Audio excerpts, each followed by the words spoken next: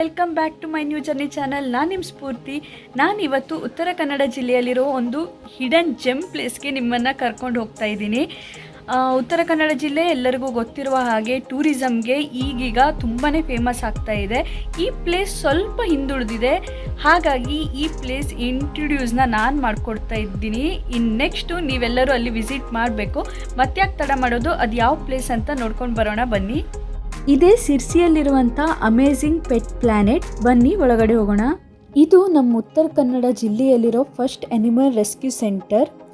ಇದು ಸಿರ್ಸಿಯಿಂದ ತುಂಬ ದೂರ ಏನಿಲ್ಲ. ಯಾರ್ಯಾರು ಮಾರಿಕಾಂಬಾ ಟೆಂಪಲ್ಗೆ ಬರ್ತೀರಾ ಆರಾಮಾಗಿ ಇಲ್ಲಿ ವಿಸಿಟ್ ಮಾಡಿ ಹೋಗ್ಬೋದು. ಮಸ್ಟ್ ಆ್ಯಂಡ್ ಶುಡ್ ವಿಸಿಟ್ ಮಾಡಲೇಬೇಕಾದಂಥ ಪ್ಲೇಸ್. ಅಡ್ರೆಸ್ನ ನಾನು ಡಿಸ್ಕ್ರಿಪ್ಷನಲ್ಲಿ ಹಾಕಿರ್ತೀನಿ. ಯಾರ್ಯಾರಿಗೆ ಅನಿಮಲ್ ಅಂದರೆ ತುಂಬ ಪ್ರೀತಿನೋ ಖಂಡಿತ ಇಲ್ಲೊಮ್ಮೆ ವಿಸಿಟ್ ಮಾಡಿ. ಇಲ್ಲಿ ಕಾಣಿಸ್ತಿರೋ ಹಲವಾರು ಪ್ರಾಣಿ ಪಕ್ಷಿಗಳಿಗೆ ಹೆಲ್ತ್ ಸರಿ ಇಲ್ಲ, ಅವರು ಅದನ್ನು ಇಲ್ಲಿ ತಂದು ಟ್ರೀಟ್ಮೆಂಟ್ ಮಾಡಿ ಹುಷಾರು ಮಾಡಿಸ್ತಾ ಇದ್ದಾರೆ. ನೋಡಿ, ತುಂಬ ಬೆಕ್ಕು, ಆ ಕಡೆ ಅಲ್ಲಿ ನೋಡಿ ಪ್ರಾಣಿ. ನಿಮಗೆ ಎಂಟ್ರೆನ್ಸಲ್ಲಿ ಈಮು ಮತ್ತು ಆಸ್ಟ್ರಿಚ್ ಬರ್ಡ್ನ ನೋಡ್ಲಿಕ್ಕೆ ಸಿಗುತ್ತೆ. ಈ ಪಕ್ಷಿಗಳನ್ನು ನೋಡಿದಾಗ ನಿಮ್ಮ ಮನಸ್ಸಿಗೆ ಒಂಥರ ಖುಷಿ ಸಿಗುತ್ತೆ, ನೆಮ್ಮದಿ ಸಿಗುತ್ತೆ. ಆದರೆ ಇಲ್ಲಿರೋ ಪ್ರತಿ ಜೀವಿಗಳ ಹಿಂದೆ ಒಂದು ಘೋರವಾದಂಥ ಕಠಿಣವಾದಂಥ ಕಥೆನೇ ಇದೆ. ನಾನೊಮ್ಮೆ ವೆಕೇಷನ್ಗೆ ಸಿರ್ಸಿಗೆ ಬಂದಾಗ ನನ್ನ ಸಂಬಂಧಿಕರ ಹತ್ರ ಕೇಳಿದೆ, ಸಿರ್ಸಿಯಲ್ಲಿ ದೇವಸ್ಥಾನ ಮಾರಿಗುಡಿ ಬಿಟ್ಟು ನೋಡುವಂಥ ಪ್ಲೇಸ್ ಯಾವುದಿದೆ ಹತ್ತಿರದಲ್ಲಿ ಸಿಟಿನಲ್ಲಿ ಅಂದಾಗ ಅವ್ರು ಸಜೆಸ್ಟ್ ಮಾಡಿದ್ದೆ ಇಲ್ಲಿ. ಅವ್ರು ಬರುವಾಗ ನನಗೆ ಪ್ರಾಣಿಗಳನ್ನು ಇಲ್ಲಿ ಸಾಕ್ತಾರೆ ಅಂತ ಹೇಳಿದರು. ನಾನು ನಾರ್ಮಲ್ ಆಗಿ ಝೂ ಥರ ಸಾಕ್ತಾರೇನೋ ಅಂತ ಅಂದ್ಕೊಂಡೆ. ಇಲ್ಲಿ ಬಂದಮೇಲೆ ನನಗೆ ಗೊತ್ತಾಗಿದ್ದು ಇದು ರೆಸ್ಕ್ಯೂ ಸೆಂಟರ್ ಅಂತ.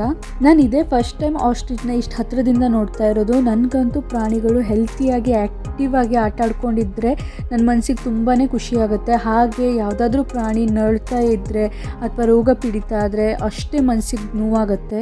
ನೀವಿಲ್ಲಿಗೇನು ನೋಡ್ತಾ ಇದ್ದೀರಾ, ಎಲ್ಲ ನಾಯಿಗಳು ಈ ಯಾರಿಗೂ ಬೇಡವಾದಂತಹ ಬೀದಿಯಲ್ಲಿ ಅನಾಥವಾಗಿದ್ದಂತಹ ನಾಯಿ ಮರಿಗಳು. ಕೆಲವರು ನಾಯಿ ಮರಿಗಳನ್ನು ಪಕ್ಷಿಗಳನ್ನು ಸಾಕ್ತಾರೆ. ಅವ್ರ ಪರ್ಸ್ನಲ್ ಪ್ರಾಬ್ಲಮ್ ಬಂದಾಗ ನಾಯಿಗಳನ್ನು ಬೀದಿ ಮೇಲೆ ಹಾಕೋದು, ಅವುಗಳಿಗೆ ಹೊಡೆಯೋದು, ಕಿರುಕುಳ ಕೊಡೋದು, ಆ ಥರ ಎಲ್ಲ ಮಾಡ್ತಾರೆ. ಆ ಥರ ಮಾಡೋದಿದ್ರೆ ದಯವಿಟ್ಟು ಯಾರು ಯಾವ ಪ್ರಾಣಿಗಳನ್ನು ಸಾಕಬೇಡಿ. ಇಂತಹ ಎಷ್ಟೋ ಅನಾಥ ಪ್ರಾಣಿಗಳಿಗೆ ಹಾಗೂ ರೋಗ ಪೀಡಿತ ಪ್ರಾಣಿಗಳಿಗೆ ವಾತ್ಸಲ್ಯದಿಂದ ಆಹಾರ ಮತ್ತು ನೀರನ್ನು ಕೊಟ್ಟು ಪ್ರೀತಿಯಿಂದ ನೋಡ್ಕೊಳ್ತಿರುವಂಥ ಡಾಕ್ಟ್ರಿಗೆ ನಮ್ಮೆಲ್ಲರ ಕಡೆಯಿಂದ ಧನ್ಯವಾದ ಹೇಳಲೇಬೇಕು. ನನಗೂ ಪ್ರಾಣಿಗಳಂದರೆ ತುಂಬಾ ಇಷ್ಟ. ನಾನು 5 ನಾಯಿನ ಒಟ್ಟಿಗೆ ಸಾಕಿದ್ದೆ. ಹಾಗೆ ಕೆಲವು ವೆಟರ್ನರಿ ಡಾಕ್ಟರ್ಸ್ನು ನೋಡಿದ್ದೀನಿ.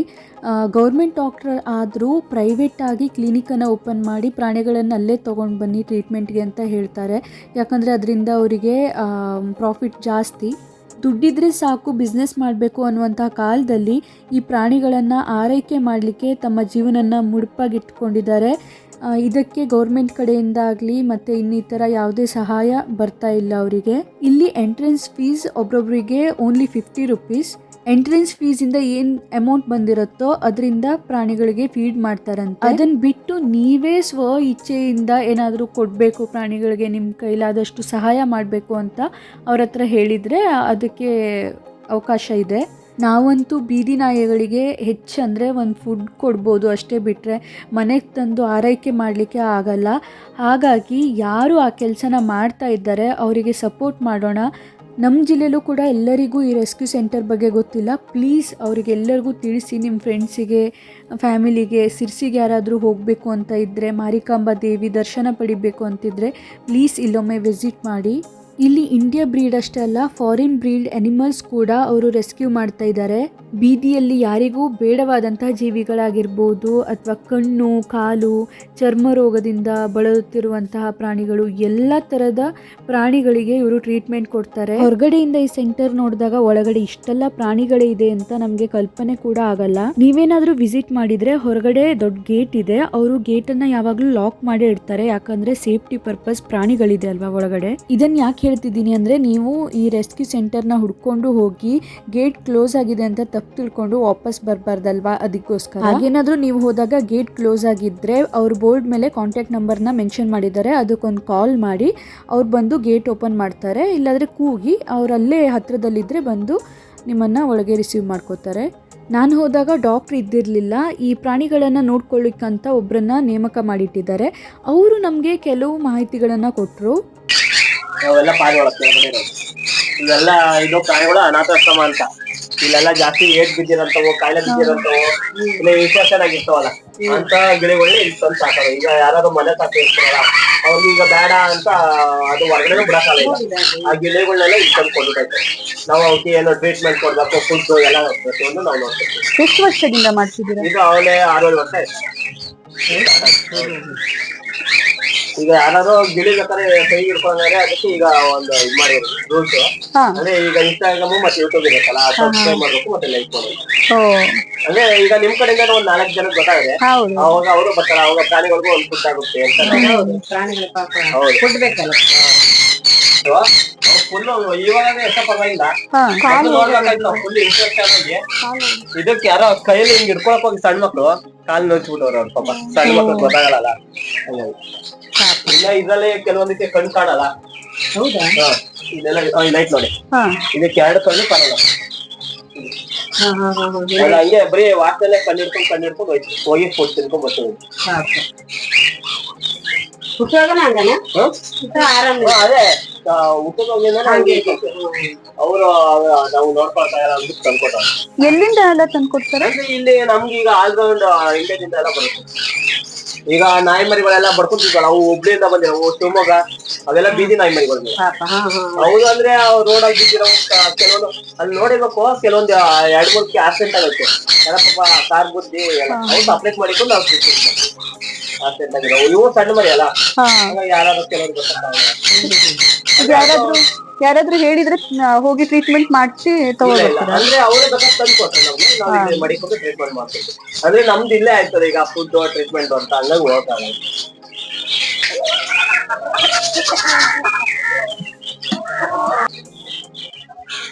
ಇದೆಲ್ಲಿ ಹೇಳ್ತಾರೆ.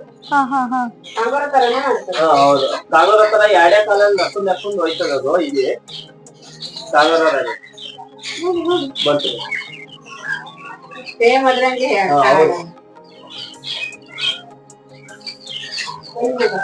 ಇಲ್ಲ ಏನೇನು ಕಟ್ ಮಾಡಲ್ಲ, ಅದು ಹಂಗೆ ಕುತ್ಕೊಳ್ಳೋದು. ಮತ್ತೆ ಆಮೇಲೆ ಫುಡ್ ಹಾಕ್ಬೇಕಾದ್ರೆ ಮತ್ತೆ ಗೂಡು ಹೊಡಿತೈತೆ.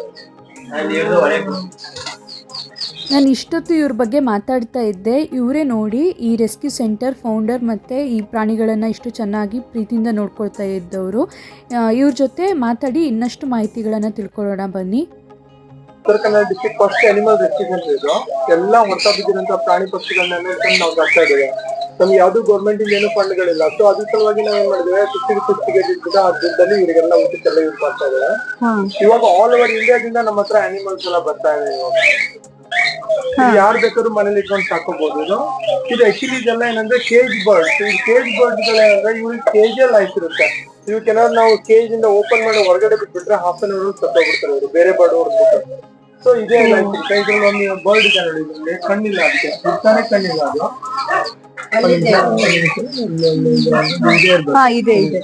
ಅದು ಸಣ್ಣ ಮರಿದಾಗ ನಮ್ಮ ಹತ್ರ ತಂದ್ಕೊಟ್ಟಿದ್ದು. ಅದಕ್ಕೆ ಕಣ್ಣೇ ಇರ್ಲಿಲ್ಲ, ಅದಕ್ಕೆ ಫೀಡ್ ಮಾಡಿ ನಾವು ಇಷ್ಟು ದೊಡ್ಡ ಮಾಡಿದ್ದೇವೆ.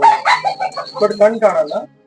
ಇದು ಕೆಳಗಡೆ ಇರೋದೆಲ್ಲ ಬಂದ್ಬಿಟ್ಟು ಪಾರಿವಾಳಗಳಲ್ಲಿ ವೆರೈಟಿ ಇದೆ. ಕೇರಳ, ಡೆಲ್ಲಿಯಿಂದೆಲ್ಲ ಬಂದಿರೋಂಥ ಪಾರಿವಾಳಗಳೆಲ್ಲ ಡಿಫ್ರೆಂಟ್ ಟೈಪ್ಸ್ ಇದೆ.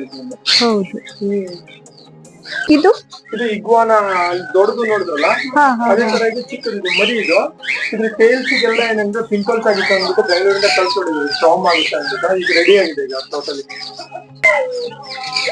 ಇದು ಬಂದ್ಬಿಟ್ಟು ಆಸ್ಟ್ರೇಲಿಯನ್ ಡವ್ ಅಂತಾರೆ. ಇದು ಪಿಜನ್ ಡವ್. ನಾವು ಪಿಜನ್ ಡವ್ ಎರಡು ಒಂದೇ ಅನ್ಕೋತೇವೆ, ಬಟ್ ಬೇರೆ ಇದೆ. ಇದು ಪಿಜನ್ ಇದು ಡವ್. ಇದು ಆಸ್ಟ್ರೇಲಿಯನ್ ರಿಂಗ್ನೆಕ್ ಡವ್ ಅಂತ ಇದು. ಸೊ ಇಲ್ಲೊಂದು ಅಳಿಲಿದೆ, ಅದು ನಿಮ್ಗೆ ನೋಡ್ಲಿಕ್ಕೆ ಸಿಗೋದು ಡೌಟ್ ನೋಡೋಣ. ಬಹಳ ಒಂದೇ ಕಾಣುತ್ತೆ ನೋಡಿ. ಅದು ಶುಗರ್ ಗ್ಲೈಡರ್ ಅಂತ ಹೇಳ್ತಾರೆ, ಆಸ್ಟ್ರೇಲಿಯಾದಲ್ಲಿ ಅದು. ಅದು ಕಾಂಗ್ರೂ ತರ ಪೌಚಲ್ಲೇ ಮರಿ ಮಾಡ್ಕೊಳ್ತಾ ಇದೆ. ಅದು ನೈಟ್ ಅಲ್ಲಿ ಜಾಸ್ತಿ ಹೊರಗಡೆ ಬರುತ್ತೆ. ಅದು 5 years ಬ್ಯಾಕ್ ನಮ್ ರೆಸ್ಕ್ಯೂ ಸೆಂಟರ್ ಒಂದು ಜೋಡಿ ಬಂದಿತ್ತು ಬೆಂಗಳೂರಿಂದ. ಅದು ಕಾಲ್ ಮುರಿದೋಗಿರೋದು. ಅದನ್ನ ರೆಡಿ ಮಾಡಿದ್ವಿ. ಅದೆಲ್ಲ ಮರಿ ಹಾಕಿ ಎಲ್ಲ ಇದಾರೆ, ಎಲ್ಲ ದೊಡ್ಡ ಆಗಿದ್ದಾರೆ. ಇದೆಲ್ಲ ದಷ್ಟು ಅವುಗಳು ಮರಿನೇನಾ?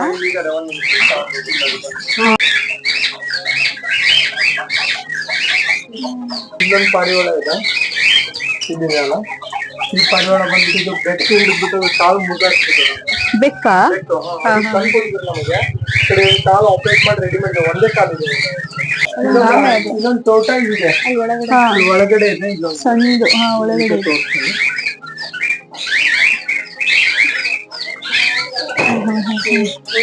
ಇದು ಟೋಟೈಸ್ ಬಂದ್ಬಿಟ್ಟಿದ್ದು 2 ನಮ್ಗೆ ಬರ್ತದೆ, ಟರ್ಟಲ್ ಅಂಡ್ ಟೋಟೈಸ್. ಟರ್ಟಲ್ ನೀರಲ್ಲಿ ಇರ್ತದೆ, ಇದು ಟೋಟೈಸ್ ಲ್ಯಾಂಡ್ ಅಲ್ಲಿ ಇರುವಂತ ಇದು. ಇದು ಆಕ್ಚುಲಿ ಇದು ಬಂದ್ಬಿಟ್ಟಿದ್ದು ಸಲಿಕೆ ಅಂತ ಇದೆ. ಇದು ಪ್ರಪಂಚದ 3ನೇ ಅತಿ ದೊಡ್ಡ ಆಮೆದು ಮರಿ ಇದು. ಇದು ಆಫ್ರಿಕಾದಿದು. ಈಗ ನೋಡಿ ಅದು ದೊಡ್ಡ ಇರುದಾ?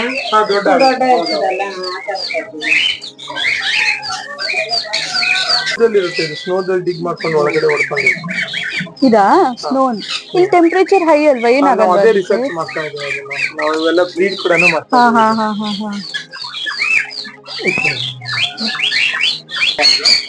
ಇದಾ ಡೆಸರ್ಟ್ ಅಲ್ಲಿ.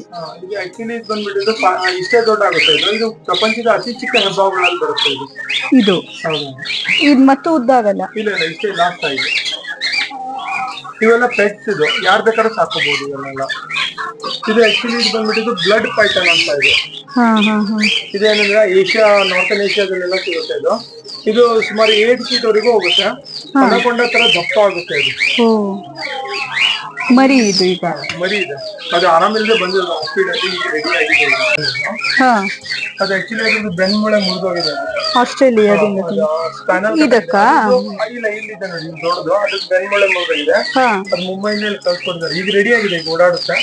ಅದು ಪಕ್ಕದಲ್ಲಿ ಇರೋದ್ರದ್ದು ಕಾಲು 2 ಲೆಫ್ಟ್ ಸೈಡ್ ಇಂದ ಫಂಗಲ್ ಇನ್ಫೆಕ್ಷನ್ ಕಟ್ ಆಗಿದೆ. ಅದಕ್ಕೆ ಅವಾಗಿಂದ ಓಡಾಡ್ತಾ ಇಲ್ಲ. ಮುಳ್ಳಂಗಿ ಬರ್ತಲ್ಲ, ಅದೇ ಚಿಕ್ಕದ್ದು.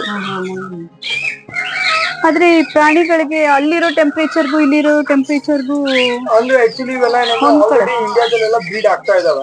ಮತ್ತೇನಂದ್ರೆ ನಾವು ಇಲ್ಲಿ ಅದಕ್ಕೆ ಟೆಂಪರೇಚರ್ ಯಾವ್ದಾದ್ ಬೇಕು ಅದೇ ಟೆಂಪರೇಚರ್ ಕ್ರಿಯೇಟ್ ಮಾಡ್ತಾ ಇದ್ದೇವೆ. ಯಾಕಂದ್ರೆ ಕೆಲವೊಂದು ಹೀಟ್ ಬೇಕು, ಅವಕ್ಕೆ ಹೀಟ್ ಅಲ್ಲೇ ಇಡ್ತಾ ಇದ್ದೇವೆ. ಕೆಲವೊಂದು ಕೋಲ್ಡ್ ಬೇಕಾಗುತ್ತೆ. ಕೋಲ್ಡ್ ಇದ್ದಕ್ಕೆ ಏನಂದ್ರೆ ನಾವು ಇಲ್ಲಿ ನಮ್ದು ವೆಸ್ಟರ್ನ್ ಘಾಟ್ ಅಲ್ಲಿ ನಾವು ಯಾವ ದೇಶದ ಪ್ರಾಣಿ ಪಕ್ಷಿಗಳಾದ್ರೂ ನಾವು ಸಾಕ್ಬಹುದು. ಸಮ್ಮರ್ ಸೀಸನ್ ಅಲ್ಲಿ ಫ್ಯಾಟ್ ಕಂಟೆಂಟ್ ಅನ್ನು ನಾವು ಕಡಿಮೆ ಕೊಡ್ಬೇಕಾಗುತ್ತೆ. ಆತರ ಇರುತ್ತೆ. ಕೆಲವೊಂದು ಟ್ರಿಕ್ಸ್ ಇರುತ್ತೆ. ಹೌದು. ರಿಂಗು ಅಂದ್ರೆ ಇಷ್ಟ, ಸಿಲ್ವರು ಗೋಲ್ಡು. ಇದು ಗರ್ಲ್ ಇರ್ಬೇಕು, ಗರ್ಲ್. ನನಗಂತೂ ತುಂಬಾ ಖುಷಿ ಆಯಿತು. ನೀವು ಕೂಡ ಬಿಡು ಮಾಡಿಕೊಂಡು ಒಮ್ಮೆ ಇಲ್ಲಿ ಬನ್ನಿ, ಟೈಮ್ ಹೋಗೋದೇ ಗೊತ್ತಾಗಲ್ಲ.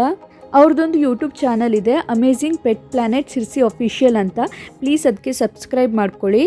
ಇದರಿಂದ ಈ ಮುಗ್ಧ ಪ್ರಾಣಿಗಳಿಗೆ ನೀವು ಕೂತಲ್ಲಿಂದನೇ ಒಂದು ಚಿಕ್ಕ ಸಹಾಯ ಮಾಡಿದ ಥರ ಆಗುತ್ತೆ. ಆಮೇಲೆ ಇನ್ನೊಂದು, ಸಾಯಂಕಾಲ 4 ಅಥವಾ 5 ಗಂಟೆ ಸುಮಾರು ಅವರು ಪಾರಿವಾಳಗಳನ್ನು ಹೊರಗಡೆ ಬಿಡ್ತಾರೆ. ಆ ಟೈಮಿಗೆ ನಿಮ್ಮ ಕೈಯಿಂದನೇ ಅವುಗಳಿಗೆ ಈ ಕಾಳುಗಳನ್ನು ಕೊಡ್ಬೋದು. ನನಗೆ ಇನ್ನೊಂದು ಕೆಲಸ ಇತ್ತು, ಹಾಗಾಗಿ ಕತ್ಲಾಗತ್ತೆ ಅಂತ ನಾನು ಹೊರಟ್ಬಿಟ್ಟೆ. ನೆಕ್ಸ್ಟ್ ಟೈಮ್ ಖಂಡಿತ ಇನ್ನೊಮ್ಮೆ ಇಲ್ಲಿ ಬಂದು ಡೀಟೇಲ್ ಆಗಿ ವಿಡಿಯೋ ಮಾಡೋದ್ರ ಜೊತೆಗೆ ಪಾರಿವಾಳಗಳನ್ನು ಕೂಡ ಕಾಣಿಸ್ತೀನಿ. ಯಾರಿಗೆ ಹಾವುಗಳಂದರೆ ತುಂಬಾ ಇಷ್ಟ ಅವರು ಮಿಸ್ ಮಾಡದೆ ವಿಸಿಟ್ ಮಾಡಿ, ಯಾಕಂದರೆ ಅವುಗಳನ್ನು ಕೈಲಿ ಹಿಡ್ಕೊಂಡು ನೀವು ಫೋಟೋ ತೆಗಿಬಹುದು. ಅವ್ರು ಹೇಳಿದ್ದೆ ನನಗಂತೂ ಭಯ ಆಗ್ಬಿಡ್ತು. ನಾನಂತೂ ಹಾವುಗಳನ್ನು ಮುಟ್ಲಿಕ್ಕೆ ಹೋಗಲಿಲ್ಲ, ದೂರದಿಂದನೇ ನೋಡಿಕೊಂಡು ವಿಡಿಯೋ ಮಾಡ್ಕೊಂಡು ಬಂದೆ. ನಿಮ್ಮೆಲ್ಲರಿಗೂ ಈ ವಿಡಿಯೋ ತುಂಬಾ ಇಷ್ಟ ಆಗಿದೆ ಅನ್ಕೋತಾ ಇದ್ದೀನಿ. ಅಮೇಝಿಂಗ್ ಪೆಟ್ ಪ್ಲಾನೆಟ್ ಅವರಿಗೆ ಸಪೋರ್ಟ್ ಮಾಡೋದ್ರ ಜೊತೆಗೆ ನನ್ನ ಚಾನಲ್ಗೂ ಕೂಡ ಸಪೋರ್ಟ್ ಮಾಡಿ ಅಂತ ಹೇಳ್ತಾ ಇವತ್ತಿನ ಈ ವಿಡಿಯೋನ ಸ್ಟಾಪ್ ಮಾಡ್ತಾ ಇದ್ದೀನಿ. ನೆಕ್ಸ್ಟ್ ವಿಡಿಯೋದಲ್ಲಿ ಸಿಗ್ತೀನಿ. ಅಲ್ಲಿ ತನಕ ಬಾಯ್ ಬಾಯ್.